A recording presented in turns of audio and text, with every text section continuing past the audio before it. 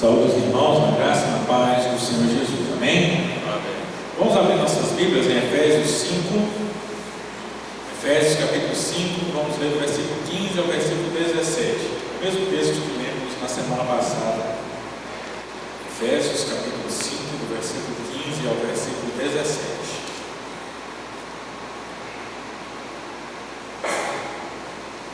Amém? Amém. Acho que nem todo mundo achou. Todo mundo achou? Amém? Agora mais gente achou. Efésios 5, de 15 a 17. Diz assim a palavra de Deus: Vede prudentemente como andais, não como necios, e sim como sábios, remindo o tempo, porque os dias são maus. Por esta razão, não vos torneis insensatos, mas procurai compreender qual a vontade do Senhor. Vamos orar? Feche seus olhos comigo. Senhor Deus e Pai, nós te agradecemos, Senhor, por estarmos aqui reunidos em Teu nome. Nós te agradecemos pela Tua palavra lida e lhe pedimos, ó Pai, que Teu Santo Espírito nos ilumine para que possamos compreender a Tua palavra. Ó Senhor, fala aos nossos corações nesta manhã, segundo a Tua vontade, aquilo que nós temos que aprender a respeito da Tua Santa Palavra. Em nome de Jesus Cristo, Seu Filho amado, nós lhe pedimos e agradecemos. Amém. Nós começamos na semana passada a lição que fala sobre cosmovisão cristã. E a gente falou um pouco sobre esse entendimento do que é cosmovisão. É uma palavra um pouco diferente, mas palavras mais complicadas, elas não existem para complicar a nossa vida, mas é para poder definir alguma coisa com mais clareza. Hoje a gente usa uma linguagem muito simples em todas as coisas, mas às vezes é uma palavra que significa alguma coisa para nós, ele tem vários outros significados. Um exemplo disso é quando a gente fala hoje sobre, por exemplo, evangélico. Para nós, evangélico, ele significa uma coisa, mas para o mundo, o entendimento sobre o que é evangélico é um pouco diferente. Se formos olhar para nós, a gente pensa como evangélico, na nossa igreja, algumas igrejas irmãs, só que na nossa definição, no nosso entendimento, existem alguns grupos que não se encaixariam conosco, no termo evangélico, mas que o mundo lá fora, eles olham como se fosse tudo a mesma coisa. E aí é o grande problema, quando a gente se identifica, por exemplo, como evangélico, e tem alguns grupos que fazem coisas muito erradas e se identificam também como evangélico. E aí a gente fala e o pessoal vai dizer o quê? Que nós estamos dentro do mesmo balaio, do mesmo ditado popular, que é tudo a mesma coisa. Então, quando acontece isso, o que é que a gente faz? Normalmente a gente procura uma explicação melhor para dizer do que é que nós fazemos parte. Assim é a palavra cosmovisão. Ela é uma identificação melhor para o que é viver como cristão. Porque hoje tem muita gente que se diz cristão, mas não vive como cristão. Então, são pessoas que nós podemos definir, porque é uma palavra muito usada, que eles se dizem cristãos, mas eles não vivem uma cosmovisão cristã. Então, por isso nós utilizamos o termo. E nós vimos semana passada sobre o que é cosmovisão, a forma como a gente vê o mundo, como a gente toma as nossas decisões, é o que influencia o nosso direcionamento de vida. E não adianta tentar, porque tem pessoas que falam que não tem, é igual teologia. Tem gente que fala que não gosta de teologia, mas todo mundo faz teologia o tempo todo. Ele pode não se chamar com esse nome, mas teologia é saber a respeito de Deus. E todo mundo entende Deus de alguma forma. É que tem gente que entende dizendo como, ou tem isso escrito, tem isso documentado, e tem gente que só vive, mas todo mundo pratica alguma teologia, assim como todo mundo vive uma cosmovisão, todo mundo vive de alguma forma. Às vezes aquele vive, ele nem sabe definir o que ele faz. E aí é o grande problema, a grande questão. Por que eu tomo as decisões que eu tomo? Por que eu vivo do jeito que eu vivo? Por que eu me considero cristão? Eu sei responder essas perguntas? Muitas vezes nós não sabemos responder essas perguntas. A gente só acha que é crente. Vê como limita a coisa, né? Crente. Um dos apelidos que foram dados ali nas décadas passadas aos cristãos. O fulano é crente, é dos crentes. como eu já ouvi algumas vezes, né? Passou para a lei dos crentes. Passou para ser. E aí a gente pergunta, o que é ser crente? Quantas pessoas sabem definir? Então, ser crente é ir para a igreja. Muitas vezes nós ficamos nas definições rasas. Ser crente é ir para a igreja, é frequentar um culto. E muitas vezes a gente tem que estar baseando a nossa fé, baseando a nossa vida, baseando a nossa convicção, né? Aquela ideia de que eu vou para o céu, nessas definições que são só pequenas coisas que aparecem para as pessoas de fora, mas não são exatamente o suco da coisa. Então, a gente chegou falando sobre o que é cosmovisão na semana passada. Essa semana a gente vai falar de algumas coisas mais detalhadas, apesar de não serem tão. A gente demorou um tempo maior na semana passada nessa primeira definição, porque é preciso a gente se ambientar melhor. Mas o ponto 2 da lição aqui, ele fala sobre teísmo cristão. O que é isso? É como se entende o mundo hoje a partir do cristianismo. Essa semana, não sei o quanto vocês estão aí envolvidos nas notícias, mas uma notícia que tem aparecido muito para mim, apesar de eu não ter estudado o caso a fundo, é o caso de um certo, se não me engano, um certo milionário lá nos Estados Unidos, envolvido com uma série de rituais meio macabros. Está na mídia aí todo, o pessoal todo comentando, né? Essa semana um conhecido não cristão me mandou perguntando se eu sabia, o caso Epstein, se eu não me engano. E a descrição dele é o seguinte: foi a coisa mais macabra que eu já vi nos últimos tempos. E conversando com outra pessoa, me lembrei que as pessoas falam: nossa, eu nunca imaginei que esse era o tipo de coisa que podia acontecer. Chegou para mim outro dizendo: quando eu pensava que isso era só conspiração, era mais fácil. E eu me lembro que, como cristão, desde a adolescência, eu sempre vejo nos meios evangélicos aquelas histórias sobre pessoas que fazem pactos com demônios, fazem rituais. Essas coisas estão sempre no nosso meio. Então, quando isso aparece, não é algo que me assombra. Eu sei que o mundo tem isso, é que a gente não vê, mas está lá. Pela Escritura, nós sabemos que está lá. Mas o grande problema é quando a gente vive uma imagem, e tem muitos cristãos vivendo só uma imagem do que é o mundo. E a gente acha que o mundo é bonzinho, mas o que tem de bonzinho no mundo, ele foi trazido pelo cristianismo. O mundo, desde os primeiros séculos, ele sempre foi macabro. As culturas antes do cristianismo se espalhar pelo mundo, porque hoje nós temos um mundo que a gente chama de cristianizado. Então, ele não é um mundo cristão, não é um mundo que tem fé, mas ele está em cima de princípios cristãos. Por quê? Porque o Evangelho chegou em Roma, Roma se transformou em cristã, apesar da degradação, mas os princípios passaram, o princípio da vida, as leis, a maioria das coisas que nós temos hoje é graças ao cristianismo. Só que quando você tira o cristianismo, como está fazendo hoje a sociedade, colocando a fé de lado, querendo que tudo seja pagão novamente, o paganismo sempre teve coisas macabras. O mundo pagão sempre teve rituais, o mundo pagão não dá valor à vida do outro, ela não tem compaixão, ela vive pelo próprio prazer, e o mundo pagão sempre teve sacrifícios e rituais macabros. Isso é uma realidade que sempre esteve ali. É uma realidade que o cristianismo combateu por muito tempo, e às vezes combateu de forma errada, por isso ele ficou só escondido. Quem não lembra das histórias de caça às bruxas? O que era aquilo ali? Era nada mais do que uma tentativa dos religiosos da época de exterminar esse tipo de prática. Só que aí eles não souberam o que faziam. Então, como todo ser humano, eles se aproveitam da situação para tentar fazer o quê? Tentar acabar com seus inimigos e não acabar com a prática errada. E aí vem a história de caça às bruxas, quantas pessoas foram mortas, porque o pessoal dizia que era, mas não tinha nada a ver. Mas isso é um resquício justamente desse tipo de coisa que compartilha. Então, o que é teísmo cristão? É como se vê o mundo. Primeira coisa, ele fala aqui 3 pontos do teísmo cristão. Primeiro, a existência de Deus. Nós temos um mundo que, apesar de querer negar, mas ele entende que existe um Deus. Então, a nossa cosmovisão cristã, ela parte por essa visão que ela é mais abrangente. O teísmo é uma visão que vai ser mais abrangente. Ela vai incluir várias pessoas, não só aqueles que entendem realmente o que fazem. Então, normalmente as pessoas entendem que existe um Deus.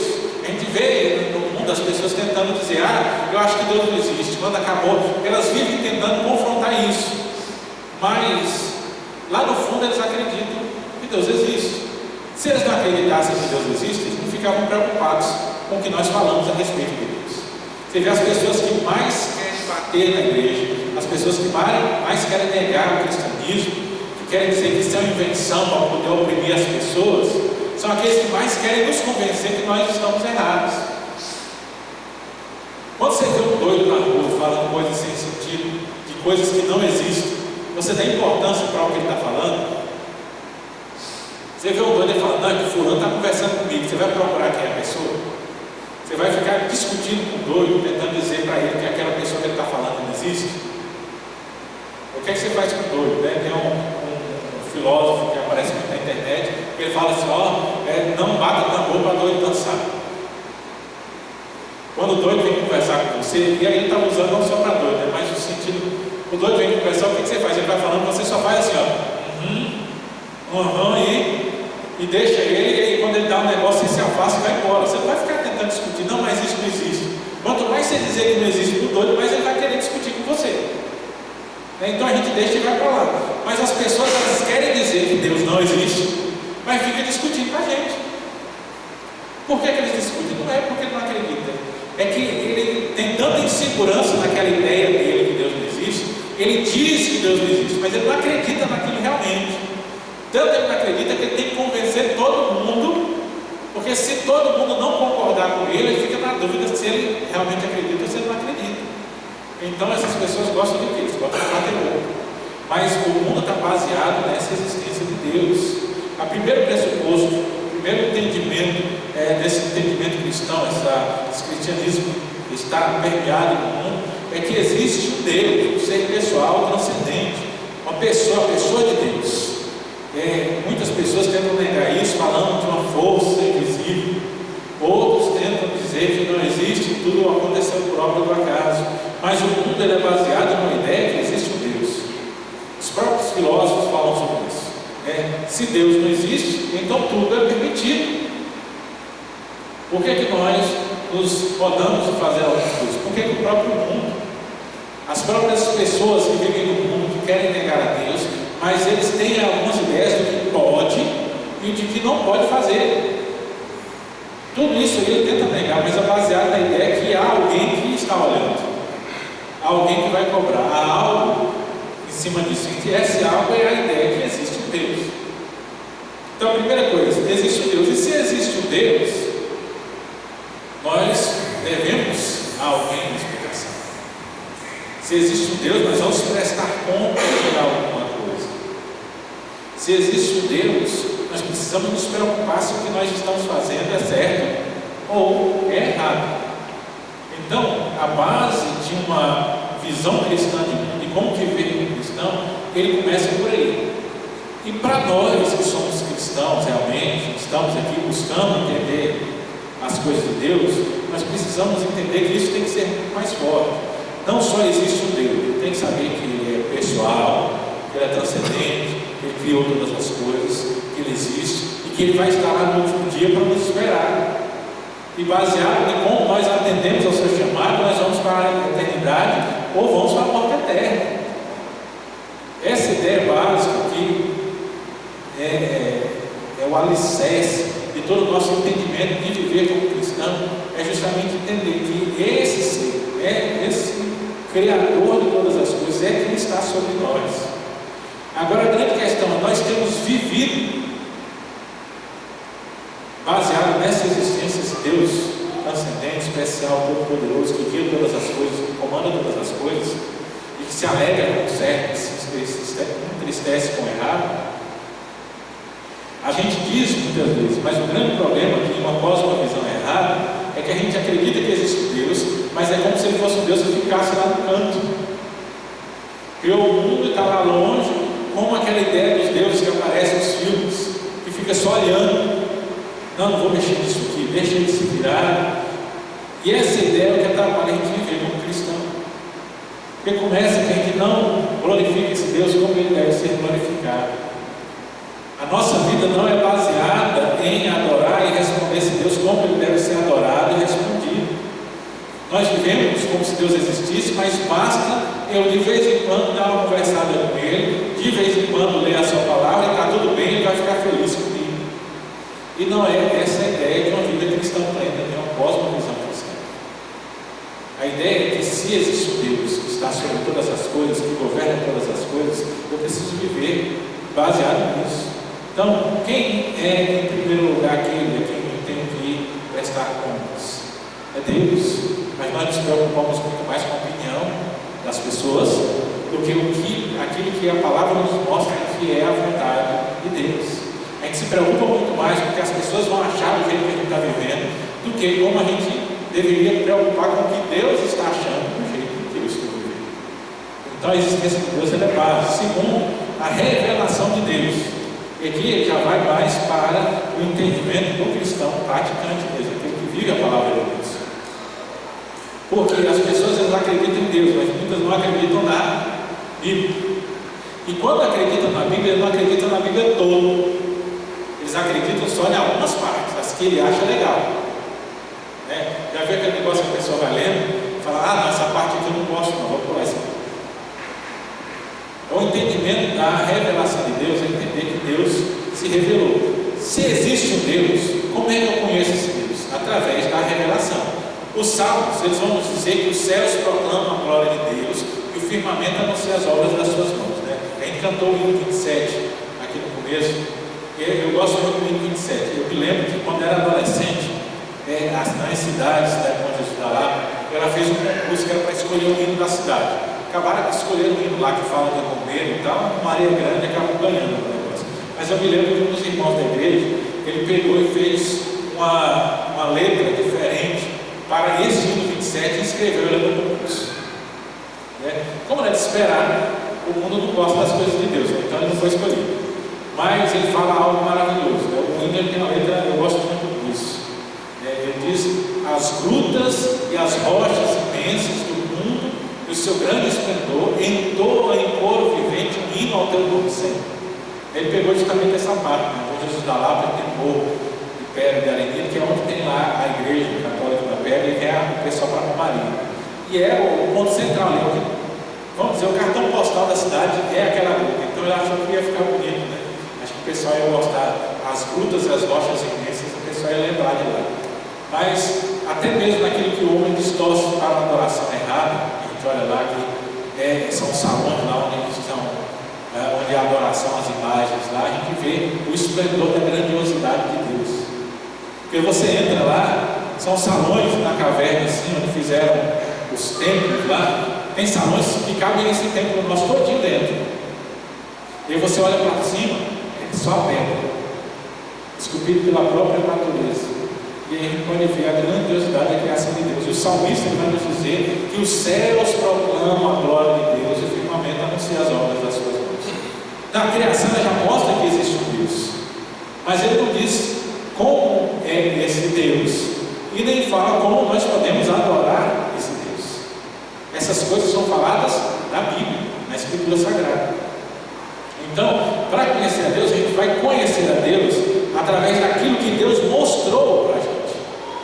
Então, eu ter uma cosmovisão cristã é eu entender que eu conheço a Deus a partir daquilo que Deus me revelou. Por que eu conheço Deus através da Bíblia? Porque Ele quis me mostrar através da Bíblia. A gente vai conhecer a Deus da forma que Ele quis mostrar. Então, um grande erro na nossa cosmovisão cristã a respeito da revelação de Deus é que existem às vezes muitos cristãos hoje que eles querem conhecer a Deus, mas ficam tentando conhecer as coisas de Deus por fora da Escritura. Já viu aquela ideia? Vou ali que tem uma palavra do fulano que era ex-bruxo, porque ele não sei o que, ele conhece o mundo espiritual, ele foi não sei o que, ele está no black, é uma série de coisas, e ele vai falar como é que funciona o mundo espiritual. Então por que eu vou pegar informação baseada naquilo que a pessoa aprendeu com o inimigo, que é conhecido como o pai da mentira, sobre como é o mundo espiritual, ou como eu devo combater os espíritos? Sendo que a Bíblia revelou o que é o mundo espiritual. E aí o grande problema, muita gente hoje que tem distorcido a sua forma de ver o mundo, ao invés de olhar segundo o que Deus ensinou, ele está olhando o que os homens estão ensinando.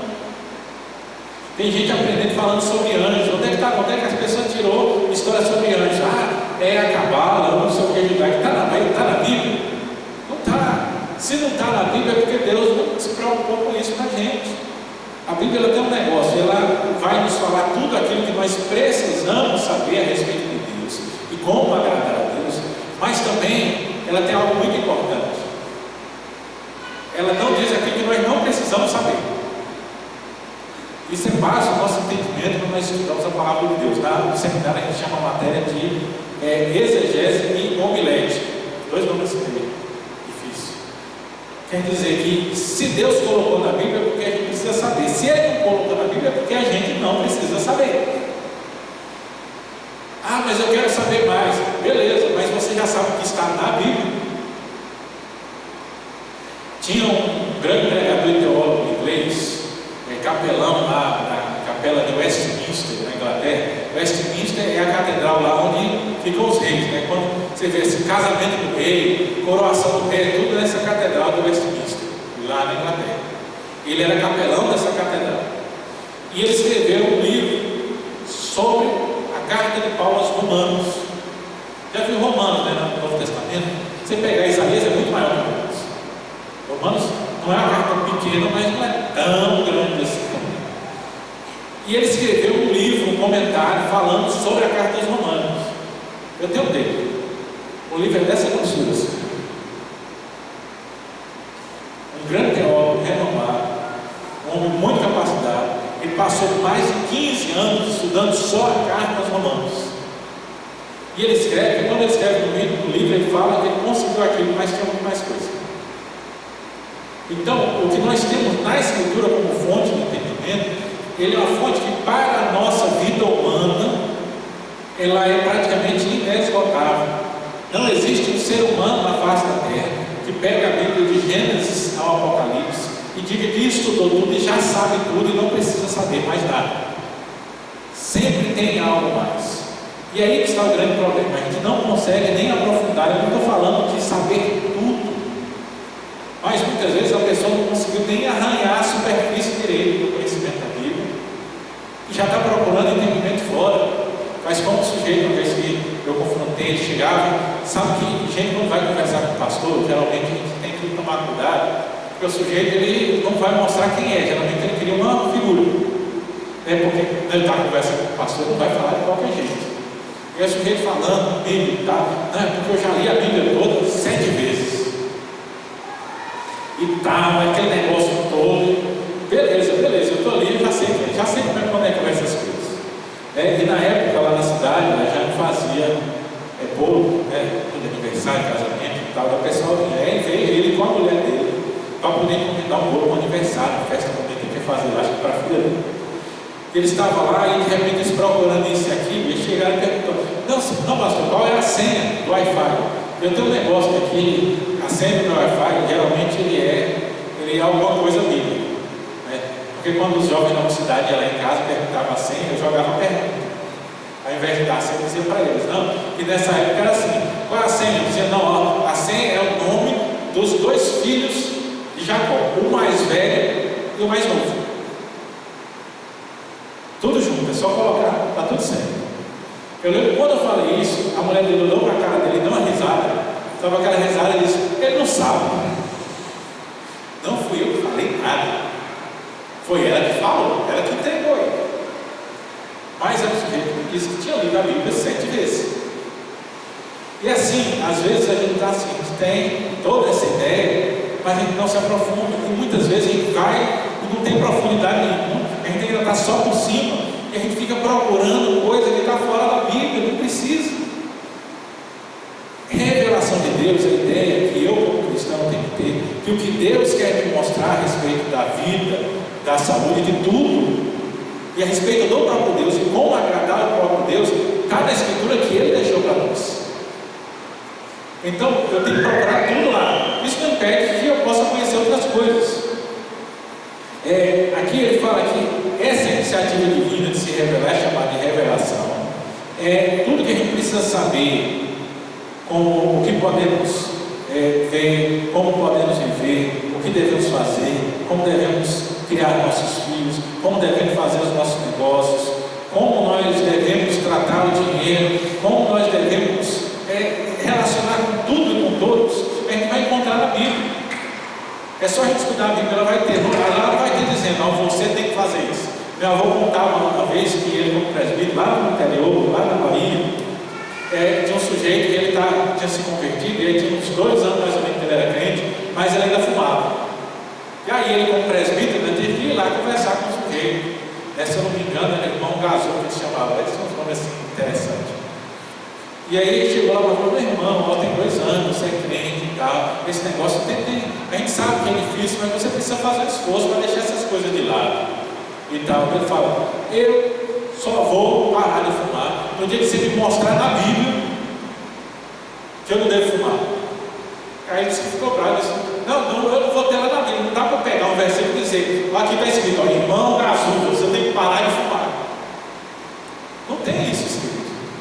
Mas quando nós entendemos a Bíblia, nós entendemos que ela fala sobre o corpo como templo do Espírito Santo, ela fala sobre os vícios, como coisas que não devem ser parte da vida do cristão, e baseando nisso, nós entendemos que vícios não devem fazer parte da vida cristã. Então, o básico, os vícios básicos que a gente tem bebida, fumo, drogas, entre outras coisas, são coisas que naturalmente se entende que não fazem parte da vida cristã. Assim como a gente tem outros vícios aí, já é um outro negócio que é mais detalhado. Mas os vícios básicos estão ali. Estão aonde? Na Escritura. A Escritura traz revelação sobre tudo.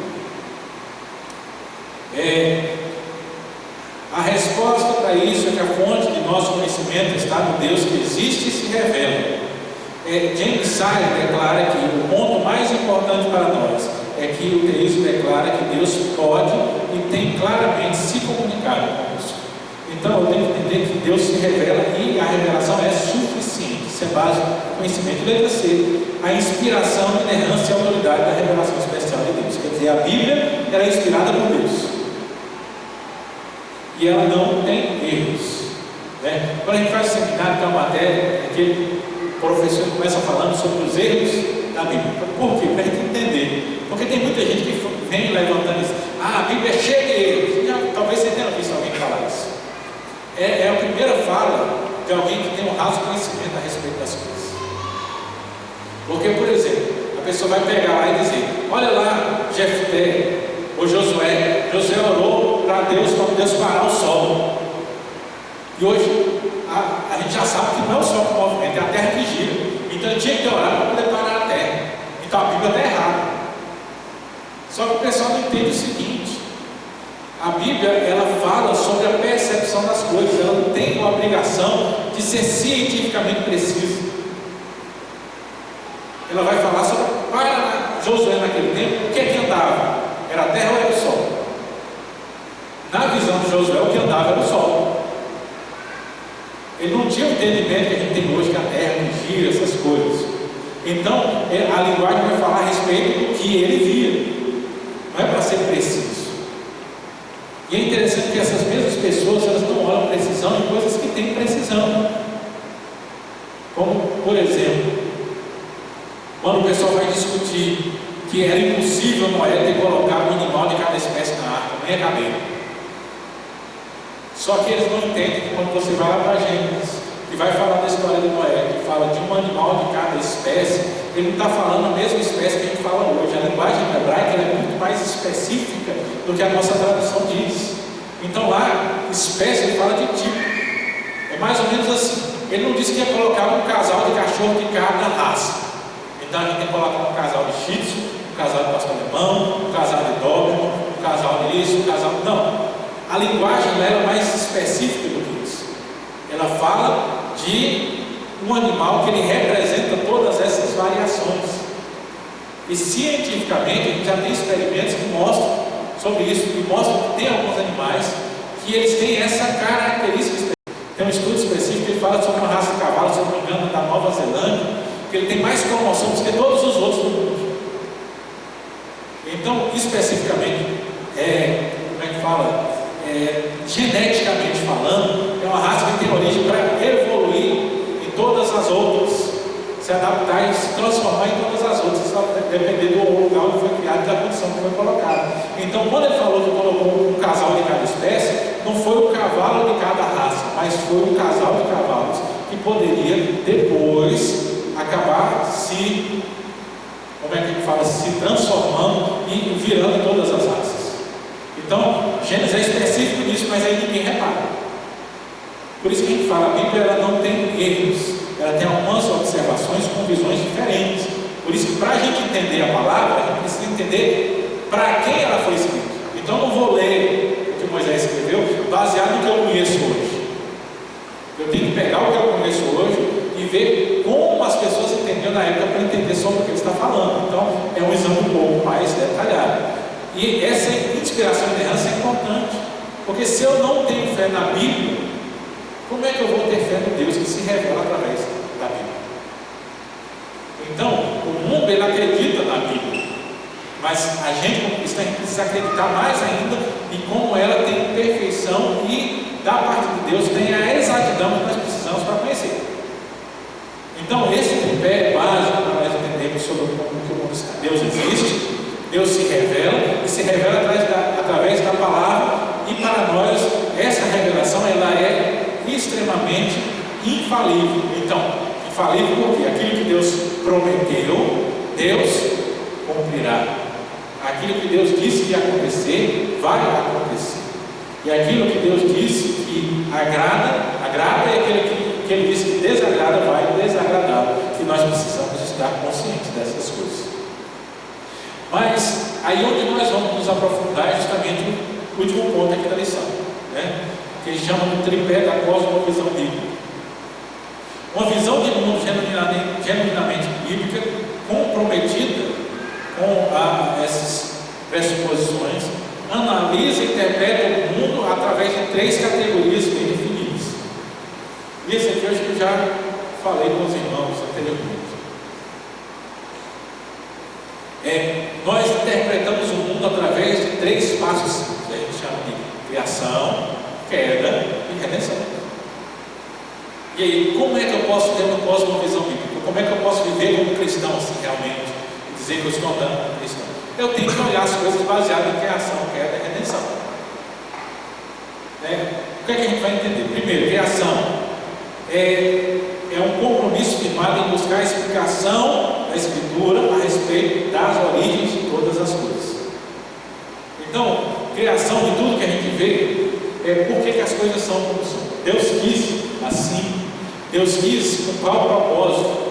A ciência ela nasce no mundo justamente buscando como é que as coisas funcionam.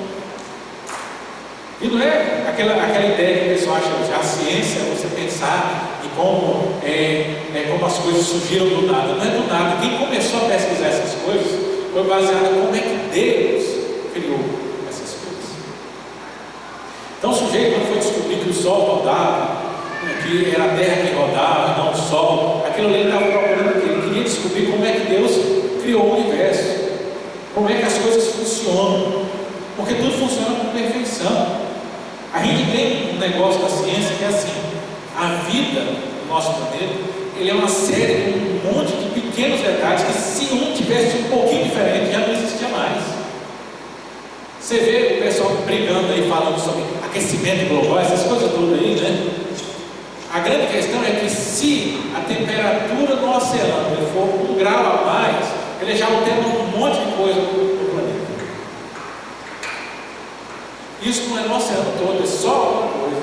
Se o Sol fosse um pouquinho mais perto da Terra, já atrapalharia tudo. Entendeu? Tem coisas que são milésimos de segundo para poder funcionar. A gente está baseado no mundo que é baseado em coisas microscópicas e milimétricas. Os átomos eles estão ali rodando no invisível, mas se o negócio, se uma daquelas bolinhas minúsculas atrasar um milésimo de segundo, que é um segundo dividido por 1000, um bate no outro, dá uma explosão nuclear. Todo mundo já ouviu falar da bomba atômica, né? O que é a bomba atômica? É quando você pega e cria uma explosão para poder fazer uma daquelas bolinhas ali, ela colidir com a outra. Então ele precisa de uma grande explosão para poder fazer aquele átomo ali de se despedaçar, né, de desequilibrar, para ele começar a estourar os outros e gera aquela explosão que destrói o planeta. São coisas que me levam, então é uma precisão muito grande. Aí a pessoa vem e diz: ah, mas isso foi feito por acaso. Como cristão tem que entender que não existe acaso. Tudo foi criado por Deus, e criado com um propósito, e um propósito muito bom. Lá em Gênesis a palavra diz: criou Deus e viu que era bom. Gênesis 1 e 2. Tudo que Deus criou é bom, perfeito, lindo. A gente já falou aqui sobre a visão.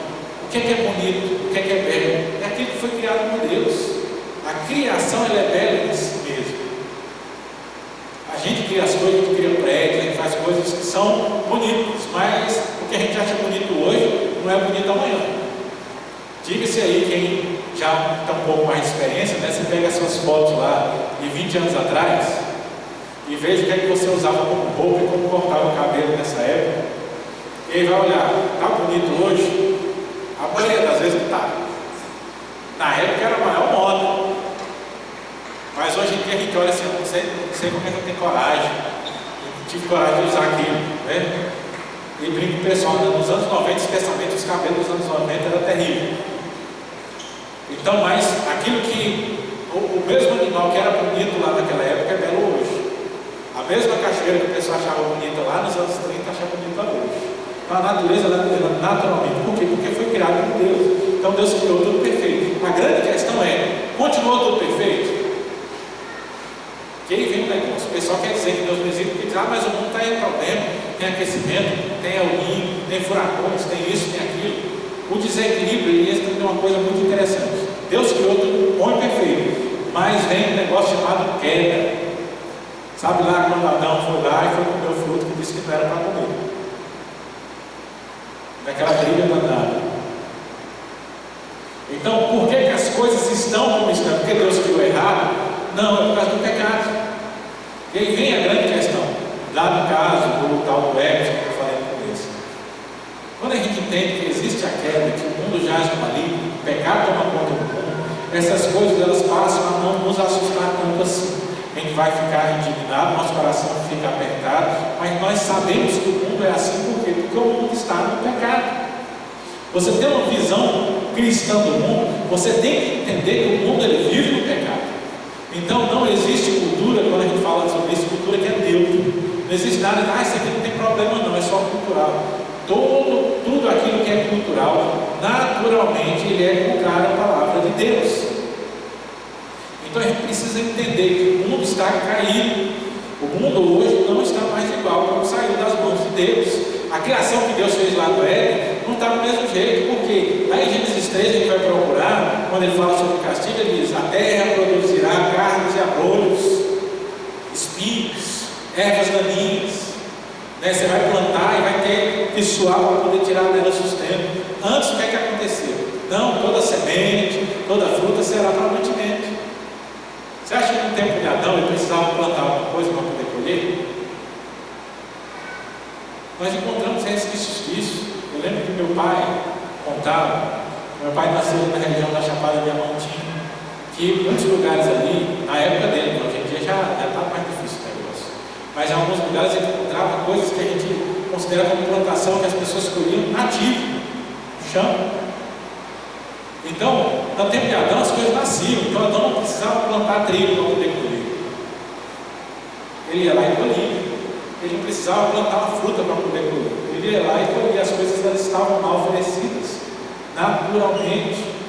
Mas depois da queda, ele precisa plantar para poder colher. Tudo se torna mais difícil. Tudo se torna mais complicado. Por quê? Porque Deus criou errado? Não, porque o pecado entrou no mundo. E aí a grande questão: eu vivo num mundo que ele está no pecado. Então, como cristão, tem que olhar todas as coisas entendendo que eu preciso separar pecado para eu poder aproveitar. Então ainda existem resquícios do que Deus criou, mas eu preciso conseguir separar. Então, por exemplo, quando você pergunta para alguém: eu posso matar uma pessoa? A maioria das pessoas vai dizer: não, não pode. Por quê? Porque é errado. As pessoas não dizem que matar é errado só porque é errado. Tem gente que vai dizer, porque se eu matar eu vou preso. O grande problema não é esse. Porque se fosse só ser preso, porque tem gente que não acredita nisso. Os criminosos que a gente tem, ele entende que se ele matar alguém, ele pode ser preso. Mas o grande problema é que ele não acha que é errado. Ele acha que tem uma consequência. Mas quando a pessoa acha naturalmente que é errado, isso vem de Deus, vem da palavra de Deus. Então entender que a vida humana é valiosa vem da palavra de Deus. Mas o mundo ele está devagarinho distorcendo essas coisas. Quer ver um exemplo de cultura de certo e errado que vai contra a palavra e que a gente nem percebe? Você vê hoje a nossa legislação. Não é nada contra isso.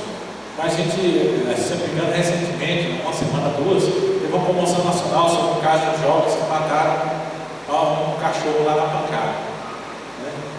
Quem vem do interior sabe que isso é uma coisa que acontece direto. O negócio ali que cai na mídia. Mas assim, eu sou grande a favor das leis contra a crueldade com animais. Agora você repara uma coisa. Hoje em dia a pena está mais dura para quem maltrata o animal do que quem maltrata uma criança. Hoje, se você bate uma pessoa, você vai lá, se não ficha, não sei o que, muitas vezes você sai dali mesmo e entra no processo por agressão. Mas se você bate um animal, as penas sobre maus tratos são muito mais rígidas.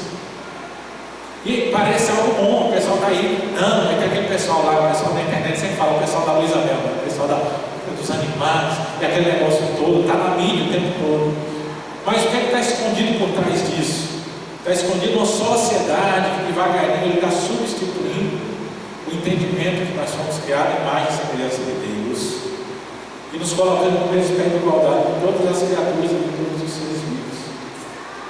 Hoje em dia você já pergunta na rua para as pessoas, se você encontrasse aqui e tal, estivesse se afogando uma pessoa e um cachorrinho, quem é que você salvava? Metade das pessoas fala que salvava o cachorro. Isso é uma distorção de cosmovisão. Porque eu, como cristão, aí vem como é que eu posso ser influenciado. Eu, como cristão, eu tenho que ter entendimento que, segundo a palavra de Deus, o ser humano ele é a joia da criação, criada em imagem e semelhança de Deus. Por isso, eu nunca posso comparar a vida do ser humano com a vida de um animal. Eu nunca posso parar para escolher. Você vê em casos zoológicos, quando cai alguém dentro de um recinto animal feroz. O procedimento do papel rápido era que eles abatem o animal. Só que hoje em dia o pessoal já fica tentando achar negócio, não precisava bater um animal. É tipo assim, a gente pode correr o risco de uma pessoa morrer para o animal continuar vivo. E segundo a cosmovisão bíblica, eu não posso fazer isso, eu estou distorcendo o entendimento de Deus. Isso é o quê? Isso é o mundo por causa do pecado. Por trás de uma ideia boa, que é a ideia de proteger os animais, que é uma ideia boa, eu não sou contra isso. Mas por trás de uma ideia boa, as pessoas distorcem a importância que a Bíblia dá para o ser humano. Então isso é o que? Isso é um resultado do pecado. Então eu, como cristão, eu tenho que entender que o mundo está caído, então ele vai trazer ideias que parecem boas, parecem coisas justificáveis, parecem coisas muito boas, mas são ideias que são contra a palavra de Deus, não são a cosmovisão cristã. Você quer ver um outro exemplo da nossa sociedade, da nossa própria legislação? É um negócio que me deixa indignado, são algumas leis. E uma vez eu vi uma matéria sobre um sujeito que ele estava no restaurante dele e apareceu uma pessoa de rua com fome. E aí ele pegou um funcionário, no restaurante self-service, né? Ele pegou um funcionário, mandou o funcionário fazer uma marmita e entregar para o morador de rua. Você sabe, o cara está no restaurante, ele não pode colocar o cara sentado ali também, que onde ele estiver, dependendo se ele estiver muito sujo, vai afastar a clientela. Aí ele foi lá, o cara fez a marmita e entregou, o cara pegou e foi embora, foi comer. Segundo a matéria, tinha um fiscal da vigilância sanitária, era outra vigilância lá, que estava almoçando no restaurante. O cara foi lá, pegou o calor e montou o dono do restaurante, porque ele não tirou nota fiscal da marmita que ele deu para o mendigo. Ele disse que ele estava sonegando imposto. Isso é ideia legal, segundo as leis. Mas é uma ideia cristã? Não é. Isso é resultado da queda. Porque o ser humano não está dando importância para a vida do crente. São coisas que a queda traz. Então tem que entender que o mundo ele foi criado por Deus bom, perfeito. Mas o pecado ele distorce o mundo. É assim, o que eu faço, onde eu vivo, como as pessoas fazem negócio, como elas compram e vendem, ele pode ter duas marcas. A gente estudando Apocalipse lá. Lembra lá que todo mundo fica com medo da marca da besta?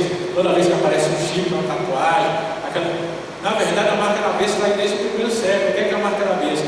Como é que um descrente ele faz negócio? Sempre querendo tirar vantagem em cima de tudo. Ele engana, ele passa por cima, ele distorce. Sabe aquela história de grande cidade, o cara que vende o carro, ele vai lá e cobre o arranhado, né? Ele passa o negócio em cima, ele esconde. Eu me lembro do pessoal que tipo, rebaixava a cabeçote para poder o carro parar de rajar, fazia não sei o que para parar de fumaçar. Eu lembro que vende, depois que vendeu, ó, se vira agora. Isso é a base do mundo, tirar vantagem em cima de tudo. O que a palavra fala sobre o cristão? O cristão, o morador do céu, segundo o Salmo 15, é aquele que jura com dano próprio e não se retrata. É aquele que ele é sincero naquilo que faz, é aquele que não engana de propósito as pessoas. Aí eu pergunto, quem é que tem a marca da besta? O que é a marca da besta? A marca da besta é como eu faço meus negócios. Se eu faço meus negócios baseado na esperteza do mundo, na minha mão está a marca da besta. Porque ela diz é como eu faço. Não é um sinal que está marcado, mas é como eu faço. Se eu vivo como o mundo, eu tenho essa marca. Mas como cristão eu vivo de uma forma diferente. Então tem que entender que a queda vai fazer o mundo fazer negócio de uma forma diferente. Ele vai fazer as pessoas viverem de uma forma diferente. A gente tem que tomar cuidado com esse mundo caído por causa do pecado, porque toda música que a gente escuta, tudo aquilo que a gente assiste, todo filme que a gente gosta. Eu citei aqui na semana passada as séries que a gente anda assistindo, em que a gente fica torcendo para os bandidos. Né? Quando a gente fica torcendo pela violência. Então a gente vive num mundo e a gente tem que tomar cuidado com isso. Então a gente tem que entender que o mundo é caído. Então eu posso assistir a série? Eu posso. Mas eu tenho que ver aquilo ali, eu tenho que ter o entendimento da minha mente. E que é muito interessante o que aconteceu. Mas eu não posso trazer para o coração aquele pensamento, porque é um pensamento que está no pecado. Eu posso ouvir todas as coisas, eu posso, mas eu não posso trazer para a minha mente, para o meu coração, aquelas músicas que falam coisas que são contra a palavra de Deus. E hoje o que a gente mais vê é cristão, muitas vezes colocando nas suas redes sociais músicas que não tem nada a ver com a palavra de Deus. A gente fugiu lá da palavra de Deus, lá em Filipenses, quando ele fala, se há algo de bom, se é amável, se algum louvor há, se alguma virtude existe, seja isso que ocupe o nosso coração. E está os crentes, muitas vezes ouvindo e vendo, fazendo aquilo que não tem virtude nenhuma, não tem louvor nenhum, não tem prática nenhuma. E pergunta por quê? Não, é tranquilo, mas vai trazer o que para a sua vida? Nada. Sabe o seguinte, eu gosto muito da frase que o sujeito diz, olha, quando chegar lá no último dia, e Deus for perguntar para você, por que você não estudou mais a minha palavra? Por que você não estudou mais a Bíblia? Ele diz, Senhor, eu não tive tempo. Ele diz que imagina Deus pegando um celular gigante e abrindo lá o seu Instagram histórico e começa a mostrar o tanto de horas que você passou aqui ouvindo coisas desnecessárias e você não estava estudando a palavra. Não foi falta de tempo. Já imaginou se Deus fosse fazer isso com a gente? Eu lembro quando eu era criança não existia rede social, mas quando a gente falava na escola dominical sobre Deus vendo a gente ficava com medo que Deus ia aparecer assim, aparecer no filme, tipo aquelas imagens, aqueles hologramas grandes, se fosse uma grande tela assim, uma grande televisão, e Deus ia começar a mostrar os pecados da gente, tudo isso, né? Você faz errado e diz, Senhor, eu não consegui. Senhor, ninguém nunca falou. Ele abriu só aqui, fulano tá lá, um dia ele falou. O outro lá deles, Senhor, por que você não pregou a palavra? Senhor, eu não tive uma oportunidade. Tá vendo aqui, fulano tá perguntando para você não quis falar. Hoje a gente não precisa nem ter imaginação para isso, né? É só pensar. Deus só precisava ter um celular, uma conta limitada no Instagram, no Facebook, e começar a olhar tudo aquilo que a gente fez. Está tudo lá registrado. Não precisa nem ser Deus. O Mark Zuckerberg lá nos Estados Unidos, ele sabe tudo que você fez. E a gente está gastando tempo com coisa que não é difícil. Por quê? Porque a gente está tratando o mundo como se o mundo não fosse caído, não estivesse no pecado. E aí, por último, o mundo está no pecado, mas existe a terceira categoria, redenção. Então, quando eu olho para o mundo, eu tenho que entender que Deus criou com um propósito bom, mas o pecado ele distorceu. E é o que eu preciso? Eu preciso de redenção. A redenção é dada por Cristo. Eu queria só a ajuda dos irmãos, que essa redenção é onde que traz alguns textos para nós. Pedir que alguém abra para nós em Tito capítulo 2, versículo 11.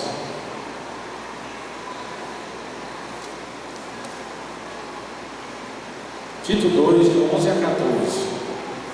Alguém possa ler em voz alta para todo mundo ouvir.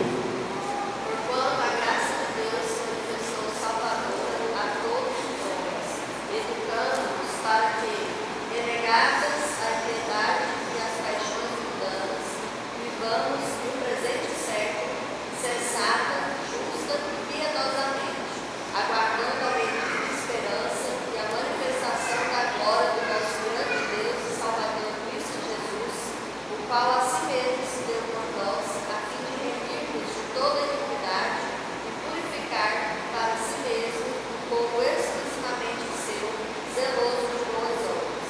Então a gente vê o que? Ele falou lá da revelação. Deus se revela, que é a revelação de Deus. O que é que diz no versículo 11? No versículo 11, a graça de Deus se manifestou, é redenção.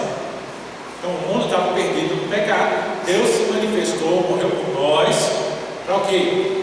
Para que nos eduque, versículo 12, educando. Então a graça não veio só salvar, ela veio educar, para que a gente viva no mundo, renegando as paixões e as impiedades do mundo.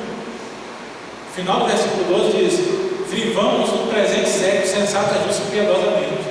Então, nós somos redimidos para viver nesse mundo de forma que agrade a Deus, sensata, justa e piedosamente. O grande problema é que a gente tem uma geração, a gente vive um tempo em que as pessoas perderam a ideia de que nós somos crentes para viver para Deus. Então, é um crente que vive com a cosmovisão do mundo e não para Deus. A grande questão: eu fui salvo, Deus veio ao mundo, se fez carne, habitou entre nós, morreu na cruz, pagou o preço de todos os pecados, e agora o que é que eu faço por ele? Tem um hino que diz: morri na cruz por ti, o que fazes tu por mim? Às vezes a gente acha que Deus quer esmola, e muitas vezes nós temos que tomar cuidado, porque a gente tem vivido muito tempo dando esmola para Deus. E o que é que Deus pediu na sua palavra? Diz que quer a vida toda. A grande questão é que Deus, ele quer a vida toda, mas ele exige tudo. Você vê na Escritura, quando ele fala a respeito da adoração, o que é que ele diz? Ele diz que separou um dia em cada 7. Então ele quer tudo, mas ele não quer os 7 dias. Diz: não, 6 dias trabalharás, farás toda a tua obra, tudo que você precisa fazer, mas um dia. Esse dia é o quê? Quer dizer que se eu não guardar esse dia, eu vou morrer? Não, a lei vai provar se a gente está agradando a Deus ou não. A grande questão: se é só um dia para Deus, por que eu pego esse único dia que é para Deus e vou gastar com minhas coisas? Por que eu pego esse único dia que Deus falou na sua palavra? Está lá nos 10 mandamentos, todo mundo concorda. Os 10 mandamentos ele continua valendo até hoje. Então você vai separar o dia de descanso, é o dia ao Senhor. Para quê? Fazer aquilo que agrada a Deus. E não é o dia de eu fazer as minhas próprias obras. Jesus Cristo ainda foi bom e diluiu o negócio, falando: não, quem é que tem um animal que cai no buraco? Vai lá e tira, não vai ser pecado tirar. Até alguém que está passando necessidade, eu vou lá e atendo. Mas eu tenho que entender que o dia é do Senhor. Quantas vezes, aí só para entender, se a gente vive com uma redenção que é dada por esse Cristo, se a minha visão de mundo não entende que esta agenda com Deus ela é importante, tem que ter prioridade na minha vida, eu estou mostrando que eu estou muito mais na queda do que na redenção. Então, ter uma cosmovisão cristã é entender que na minha agenda, Deus pediu só um dia, e eu preciso honrar esse compromisso com Ele. É igual quando a gente fala sobre dízimo também. Não é tudo. Não é igual o pessoal faz por aí, né? Tem aquelas igrejas de teologia da prosperidade. Coloca tudo que você tem no bolso aqui na frente. Dá metade. Ah, não sei o quê. Ah, já tem um negócio com um tal sujeito aí que fala: não, agora você não é o dízimo, você tem que pagar o trízimo. Né? Tem que ter 30%, não é 10%. A gente não está falando nada disso. O princípio que é aplicado no dízimo é o mesmo princípio que é aplicado para o domingo. É uma proporção. Mas uma proporção que é pecado, não, ali está mostrando o quanto eu tenho compromisso com esse Deus que fez tudo por mim. Então, na nossa vida, a gente tem que sempre consagrar. Mas o que a palavra diz? Buscai, pois, em primeiro lugar o reino de Deus e a sua justiça. Aí vem a grande questão. Eu tenho buscado o reino de Deus em primeiro lugar na minha vida, ou a minha agenda, ela coloca o reino de Deus lá no final. Eu tenho que chamar a atenção dos irmãos, porque eu fui criado no tempo em que o crente, ele tinha que estar na igreja no domingo. Meu avô contava a história que ele começou, meu avô ele trabalhou como presbítero com missionários americanos. E aí ele foi presbítero muito novo ainda. Meu avô casou com 17 anos. Ele conta, por causa das suas atividades, uma hora eu vou contar essa história mais detalhada. Mas algumas coisas aconteceram lá e ele, por causa de alguns compromissos, ele sumiu da igreja algumas vezes. E aí o reverendo lá chamou ele, eles costumavam chamar assim, diz que ele falava, meu avô falava imitando o americano, ele imitava o sotaque, disse, lá, você é presbítero ou você vai continuar fazendo isso que você está fazendo?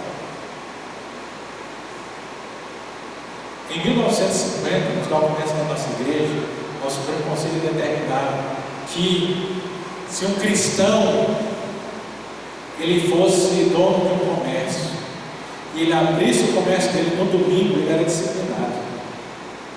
Nós vamos deixando essas coisas de lado para não sermos intransigentes, mas o grande problema é qual a importância que nós estamos dando no Deus do Senhor. E essa importância ela diz muito sobre qual a nossa cosmovisão sobre Deus, como eu tenho guiado a minha vida sobre Deus. Isso aqui eu estou pegando domingo como exemplo para ser mais palpável, mas a gente tem que olhar toda a nossa vida, tem muita coisa que a gente faz e a gente não coloca Deus em primeiro lugar. Vou pedir outro irmão que abra para nós aí, por último, Romanos 8, 19 a 23. Leia em voz alta para nós também. Romanos 8, 19 a 23.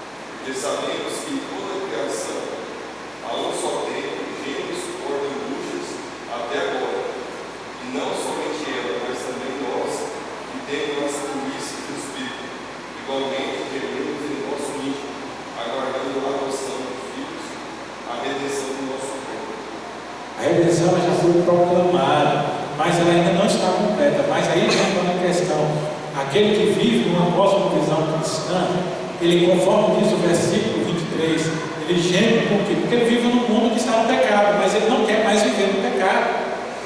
Essa é justamente a grande questão. Nós estamos no mundo, mas nós não somos do mundo, diz a palavra de Deus. Então a redenção é entender que Deus tem algo melhor, mas ainda está. E eu acho interessantíssimo Romanos, porque o apóstolo Paulo ele fala que a criação ela está sofrendo. Sofrendo por quê? Por causa do pecado.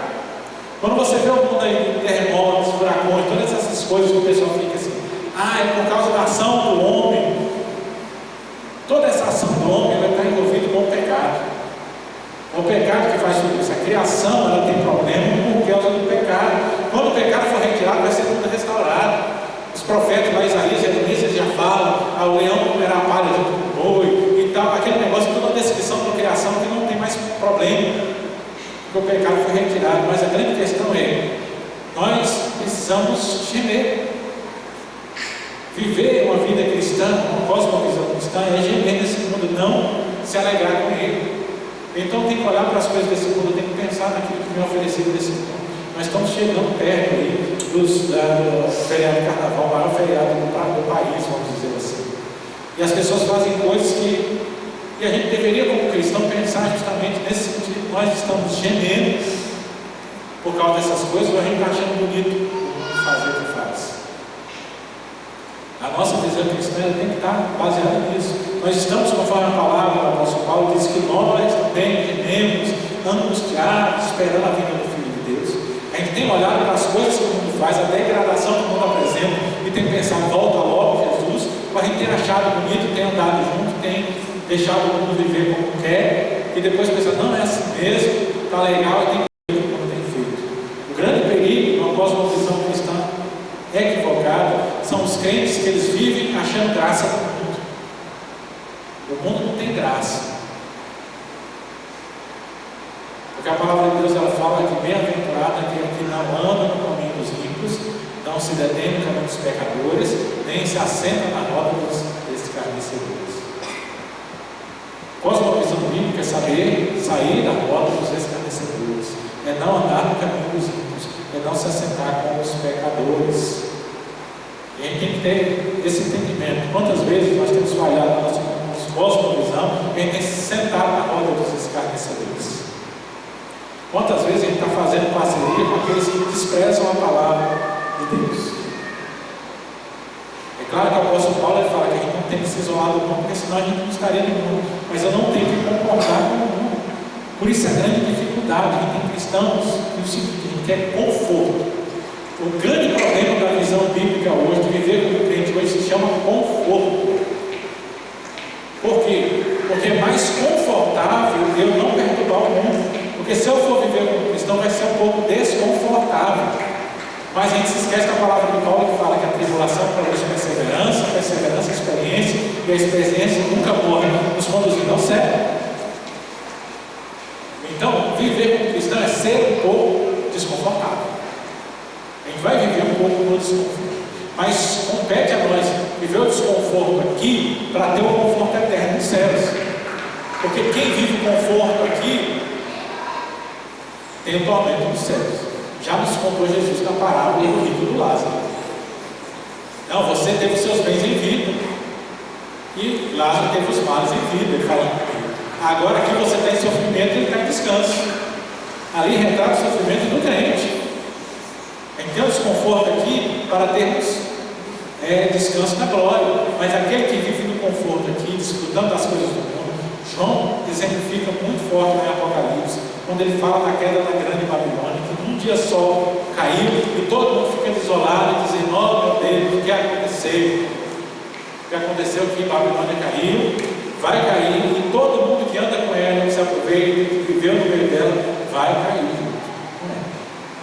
Então ter uma cosmovisão cristã é justamente aprender a não andar com o mundo, mas entender que como cristão nós precisamos entender que algumas coisas elas não fazem parte. Nós precisamos ter o coração de que devemos sofrer na presença de Deus por as coisas que não são como Deus criou, mas ainda estão influenciadas pelo pecado. A gente precisa aprender a discernir o pecado que está no nosso meio. Então, concluindo, nós não podemos nos conformar com qualquer discrepância entre o que nós confessamos e a forma como percebemos a realidade. Precisa parar aquela ideia de que eu acredito uma coisa aqui dentro da igreja e quando eu estou lá fora, não é bem assim. Então, a visão do mundo precisa estar adequada. Uma pessoa que verdadeiramente tem uma visão do mundo cristã guia todas as áreas da sua vida a partir de uma perspectiva referente em Deus. Ele é o ponto de referência último de toda a existência. Toda forma clara, nosso pensamento, nossa prática diante de assuntos como política, impostos, educação, serviços, saúde, instituições, ecologia, artes, família, casamento, aborto, homossexualidade e igreja devem ser moldados pela palavra de Deus. Toda a nossa vida deve ser na presença de Deus. Esse é o objetivo da lição bíblica. A gente tem que fugir porque cosmovisão entender que não dá para eu ser um cristão da igreja e ser uma pessoa diferente nos meus negócios. Não dá para eu ser um cristão quando eu estou com os crentes, mas ser uma pessoa diferente quando eu estou com os meus amigos de fora da igreja. Não dá para ser uma pessoa quando eu estou no meio dos irmãos e ser outra pessoa quando eu estou lá em alguma comemoração, em alguma festa da cidade. A gente precisa entender que estamos na presença de Deus. Porque a gente acha que não, mas a gente está sempre na presença de Deus. E nas palavras, meio brincalhona daquele pastor da internet, né, o pastor Cláudio Duarte, eu acho interessante, né, falou isso. Ele diz assim, tem gente que quando vai fazer alguma coisa errada, ele olha para um lado e olha para o outro para ver se tem alguém olhando. Só que esquece uma coisa, tem que olhar para cima. Não adianta olhar assim, não tem alguém olhando, ou não tem ninguém olhando. Se você olhar para cima, sempre tem alguém lá em cima olhando. Então não adianta dizer, não tem ninguém da igreja aqui para ver. Deus está vendo. Ele não vai ser o pastor ou o irmão da igreja que vai cobrar de você. Mas você vai ter que prestar contas diante de Deus. Como não prestar contas diante de Deus? Vivendo a vida cristã. E um dos melhores exemplos que eu conheço aqui para poder fazer a nossa aplicação é que viver como cristão é como usar um óculos. Eu falei do óculos semana passada. Então tudo que eu for ver, eu tenho que ter um óculos. Já viu aquele negócio de filme de óculos de raio-x? Sempre tem um filme que tem um negócio desse, talvez você já tenha visto. É que a pessoa está assim, aí ele coloca um óculos que ele consegue ver umas coisas que ele não via. Pense na visão cristã como esse óculos. Então toda vez que você for fazer alguma coisa, pense, você olha assim, não parece legal, espera aí, vamos colocar o óculos da visão de Cristo. Será que diante de Deus isso realmente é uma coisa legal para fazer? Então sempre pensar que eu tenho que estar com essa visão diferenciada. Então quando eu for assistir a série, que eu vejo lá os bandidos se dando bem, eu posso olhar e pensar, nossa, não está certo mesmo, os caras inteligentes, que vai ser uma visão não cristã. Ou eu posso olhar e gostar da série desse jeito e dizer, olha, você vê o que é a inteligência do ser humano. Já imaginou se esses caras usassem você para fazer algumas coisas para Deus? Como seria bom? Eu vou gostar da série do mesmo jeito, mas eu não vou aprovar as coisas que ele fala.